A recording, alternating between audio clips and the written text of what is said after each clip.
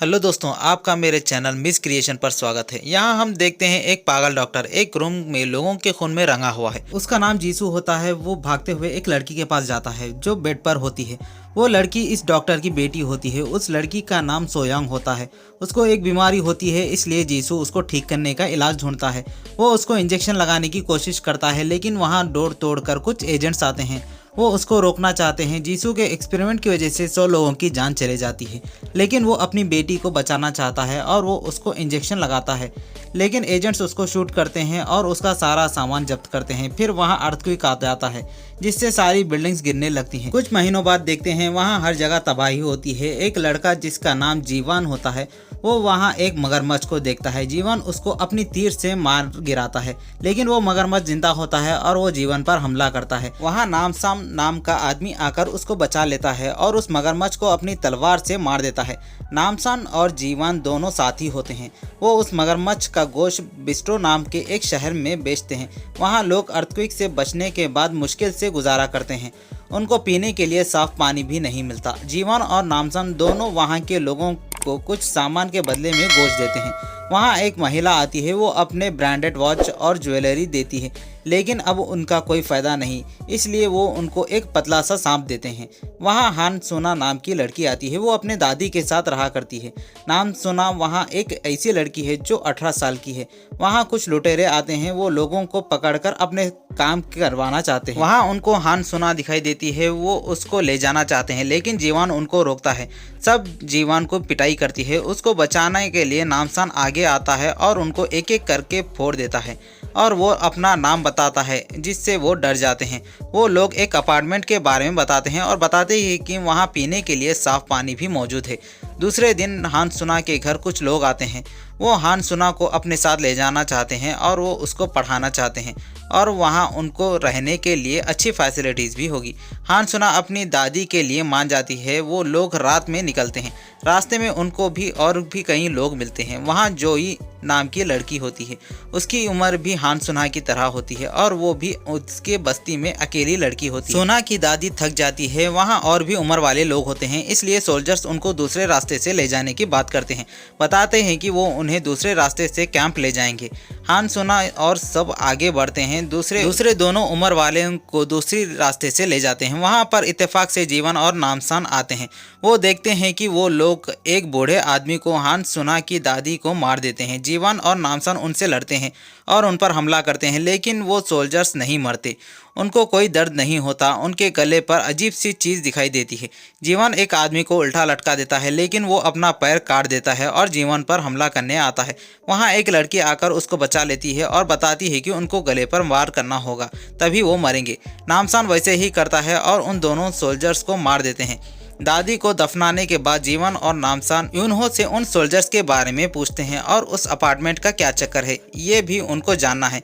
कुछ महीने पहले उन्हो अपने सोल्जर्स के साथ अर्थक्वेक में बचे लोगों को ढूंढने निकलती है। उनको अर्थक्वेक में बची एक बिल्डिंग मिलती है। वहाँ पर पानी की सहूलत भी होती है। वहाँ कुछ लोग भी रहने के लिए आ जाते हैं, लेकिन वहाँ एक डॉक्टर आता है। वो जीसू होता है। वो अर्थक्वेक में बच जाता है। अर्थक्वेक में बचा वो एक ही डॉक्टर होता है, इसलिए वो उसको वहाँ रहने देते हैं, लेकिन वो कुछ दिनों बाद अपना असली रंग दिखाने शुरू करता है।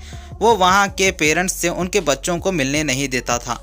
इसके बारे में उन्हों जीसू से पूछती है। वहाँ उसका कैप्टन आता है। वो भी जीसू से मिल जाता है। वो उन्हों के सामने एक सोल्जर को गोली मार देता है, लेकिन वो सोल्जर वापस खड़ा हो जाता है। जीसू एक नई सॉल्यूशन का आविष्कार करता है, जिससे कोई भी बिना पानी के 6 महीनों तक जिंदा रह सकता है, लेकिन उन्हों को ये मंजूर नहीं था। वो उनसे बगावत करती है और वहाँ से भाग जाती है। नामसान सोना को बचाना चाहता है। यहाँ सभी लोग अपार्टमेंट आते हैं। वहाँ इलेक्ट्रिसिटी के लिए सोलर पैनल्स का इस्तेमाल करते हैं। वहाँ टाइट सिक्योरिटी होती है। वहाँ पर वो लोग सब्जियाँ भी उगाते हैं। वहाँ के लोग दूसरे लोगों का वेलकम करते हैं। वहाँ उनके सामने जीसू आता है और उनका वादा करता है कि वो सबको ठीक कर देगा और वो उनके लिए पानी का बोतल देता है। सोना को अभी भी उसकी दादी की फिक्र होती है। उसको नहीं पता कि उसकी दादी की अब मौत हो चुकी है। सोना को एक रूम देते हैं जहां वो अपनी दादी के साथ रह सकती है। वहां पीने के लिए काफ़ी पानी होता है। यहाँ नामसान सोना को बचाने के लिए प्लान सोचता है। तभी उसको सोल्जर्स के पास पानी की बोतल दिखाई देती है। यहाँ वही गुंडे लड़ाई लड़ते हैं। उनकी दो गैंग होती है, वो लोग आम लोगों को लड़वाते हैं। दूसरे गैंग वाले आदमी की जीत होती है, फिर उनमें बहस हो जाती है और वो लड़ने की तैयारी करते हैं। वहाँ नामसान आता है। अर्थक्वेक से पहले नामसान एक बॉक्सर हुआ करता था। एक मैच में टकला उसका अपोनेंट था। ये देख टकला सबको नामसान को मारने को कहता है, लेकिन नामसान सभी की जम के धुलाई करता है। जीवन दूसरे लोगों को छुड़वा देता है। नामसान उनसे अपार्टमेंट के बारे में पूछता है और वो एक एक करके पूछता है और किसी ने जवाब नहीं देने से उनको मुक्का मार देता है। फिर वो टकले से पूछता है और टकला मदद के लिए मान जाता है।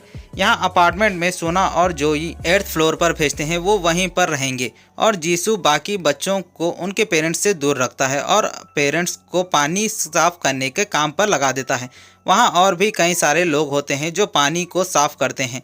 यहाँ टकला बताता है कि वो लोग नौजवानों लोगों को किडनैप करके उनके हवाले करता है। बदले में वो उनको पानी और कुछ सब्जियां देते हैं और वो लोग सोना के लिए उनके इलाके में आए थे।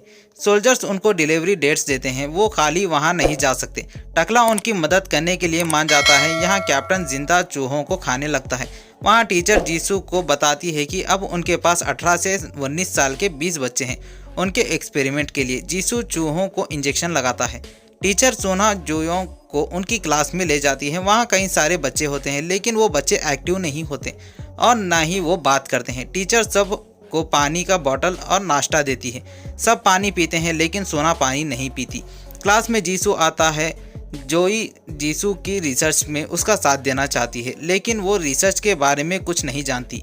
सोना अपनी दादी के बारे में पूछती है। इससे टीचर बताती है कि उसकी दादी बीमार है, वो उससे 3 दिनों तक नहीं मिल सकती। सोना उन पर शक होने लगता है। जीसू कैप्टन को इंजेक्शन देता है जिससे उसके गले पर जख्म कम हो, लेकिन वो दर्द बर्दाश्त नहीं कर सकता। इसलिए जीसू नया फार्मूला बना रहा है, लेकिन उनके पास ज़्यादा बच्चे नहीं है, लेकिन वो कोशिश करता है। रात को सोना छुप कर बाहर निकलती है। यहाँ पानी के पास काम कर रहे जोई के पेरेंट्स अपनी बेटी से मिलना चाहते हैं, लेकिन वो उससे मिलने नहीं देते, इसलिए वहाँ हंगामा होता है। वहाँ जीसू आता है और वो उनको जोई के पास ले जाता है। यहाँ सोना एक रूम में जाती है, वो जीसू का रिसर्च लैब होता है।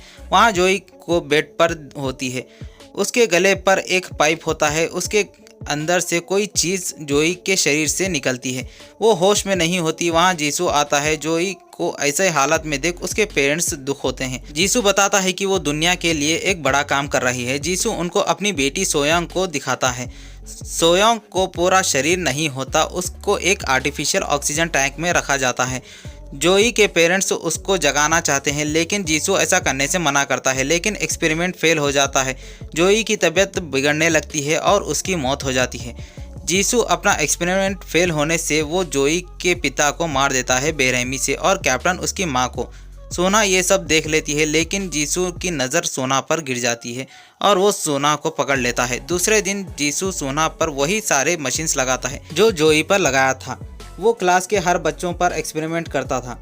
वो उनके ब्रेन से उनके सेल्स निकालता है। वो सेल्स सिर्फ 18 से 20 साल की उम्र के लोगों में होता है। जीसू उससे एक ऐसा केमिकल तैयार करना चाहता है उससे इंसान अमर बन जाए और उसकी बेटी भी ठीक हो सकती है।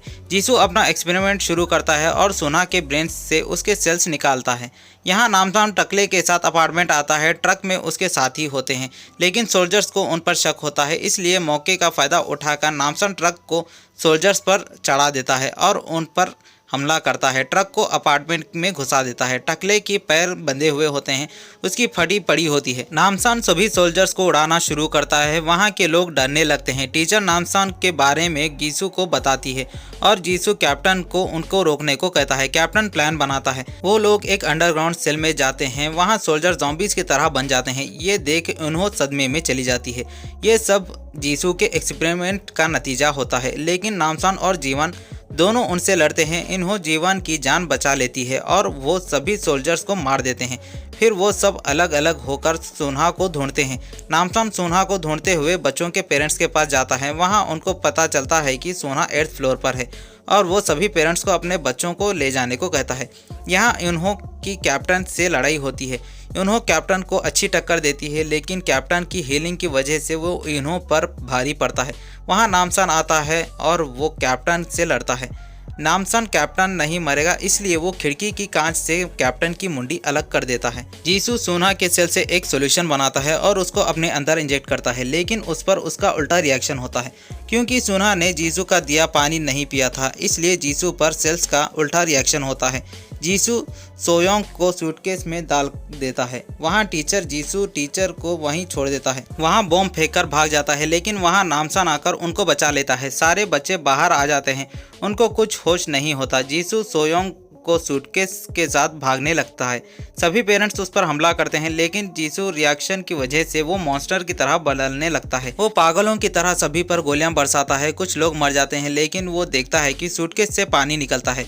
वो गुस्से में इतना अंधा हो जाता है कि वो सूटकेस पर भी गोलियां चलाता है, जिससे सोयोंग को भी गोली लगती है और वो भी मर जाती है। इतना सब होने के बाद भी वो इन सब की वजह सबको ठहराता है और उनको गोलियां चलाने से पहले नामसान उसको शूट कर देता है, जिससे जीसू की वहीं डेथ हो जाती है। फिर वहाँ बारिश होती है, जिससे सब लोग खुश होते हैं। सोना नामसान और जीवन के साथ चली जाती है। यूनहो वहीं पर लोगों की मदद करना चाहती है। सोना अब नामसान के साथ उसके बिजनेस में मदद करती है और अब सोना और जीवन नामसान की शादी करवाना चाहते हैं, जिससे नामसान नहीं चाहता कि वो शादी करे। वीडियो होता है यहीं पर ख़त्म। वीडियो कैसा लगा कमेंट करना और चैनल को लाइक एंड सब्सक्राइब कर देना।